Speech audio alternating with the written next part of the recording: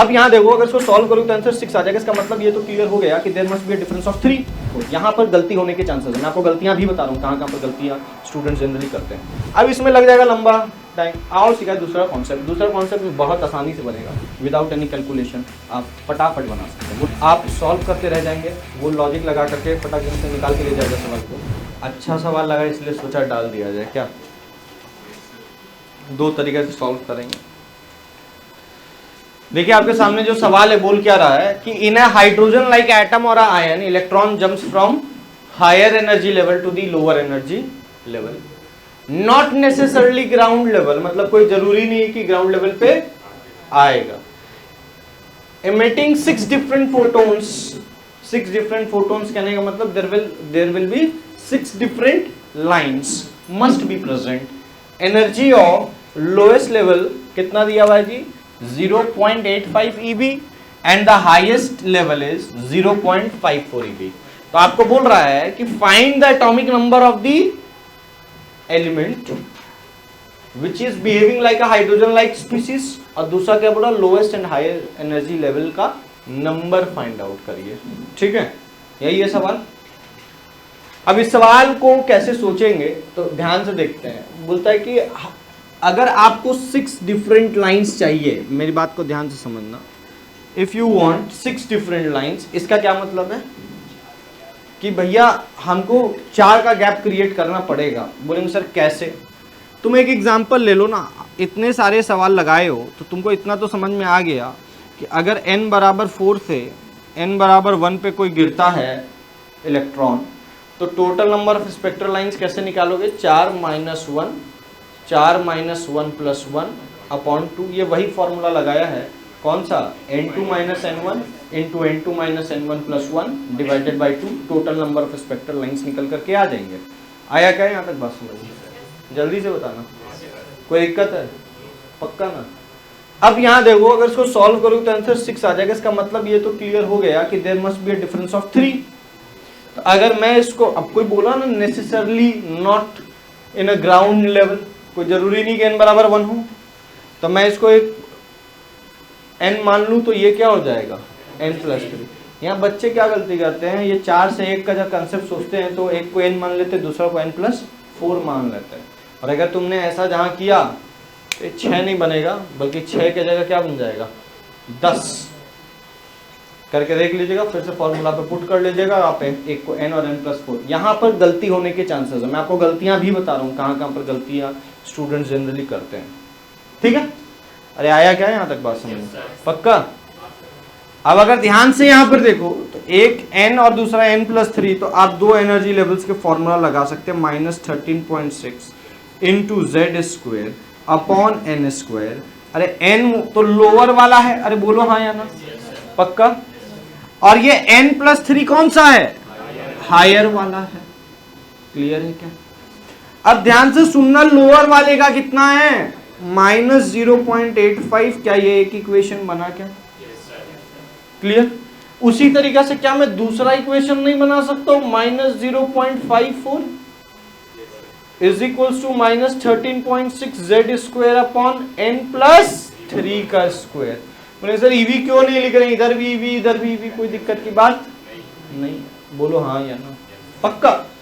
अभी आपके पास दो इक्वेशन है, दो वेरिएबल है, सॉल्व नहीं कर लोगे? एक तरीका तो ये है कि आप इस दोनों इक्वेशन को सॉल्व करके n की वैल्यू निकाल लो और फिर n की वैल्यू को पुट करके z की वैल्यू को फाइंड आउट कर लो। एक तरीका। बोले यहाँ तक कोई दिक्कत की बात है क्या? अब इसमें लग जाएगा लंबा टाइम। आओ सीखा दूसरा कॉन्सेप्ट। दूसरा कॉन्सेप्ट में बहुत आसानी से बनेगा। आपको ये पता है ना, मैंने एक तरीका आपको बताया था, एक चीज समझाई थी कि मैंने आपको एक होमवर्क दिया था कि you should find the energy levels of hydrogen, He plus ion, Li2 plus ion, Be+3 ion.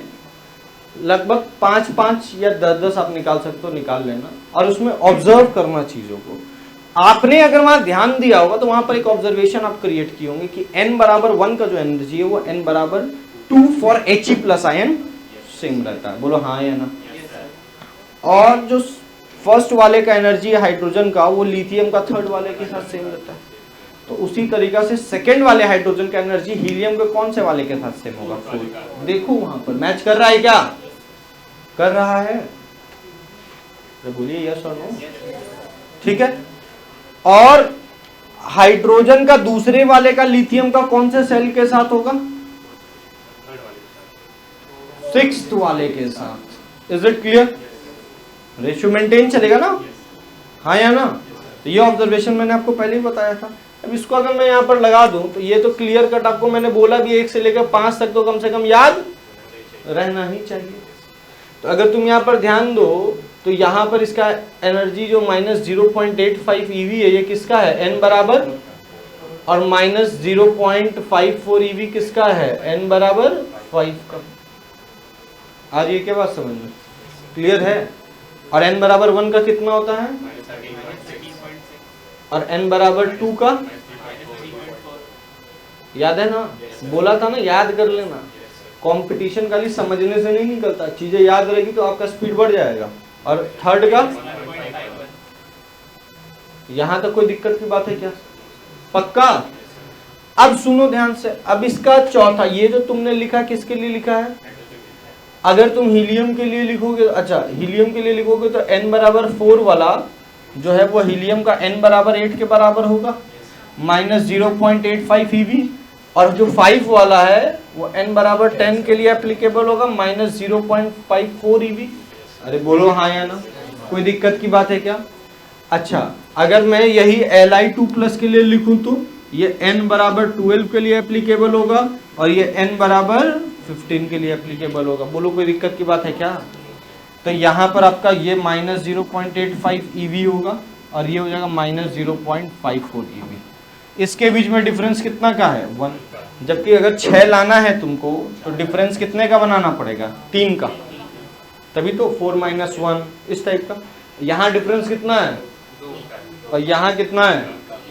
इसका मतलब एक लोअर वाला क्या होगा? 12, हायर वाला कितना होगा? 15, और z की वैल्यू क्या होगी? 3। विदाउट एनी कैलकुलेशन आप फटाफट बना सकते हैं। बोलो आया क्या समझ में? मजेदार सवाल था ना? तो यही टॉपर और नॉन टॉपर के बीच में डिफरेंस क्रिएट करेगा। आप सॉल्व करते रह जाएंगे, वो लॉजिक लगा करके फटाक से निकाल के ले जाएगा सवाल को, और वो और 2-4 सवाल उतने देर में बना लेगा जिससे उसका कॉन्फिडेंस लेवल हाई हो जाएगा और आप डिमोटिवेट हो जाएंगे। तो this is a basic difference. आ रही है बात समझ में?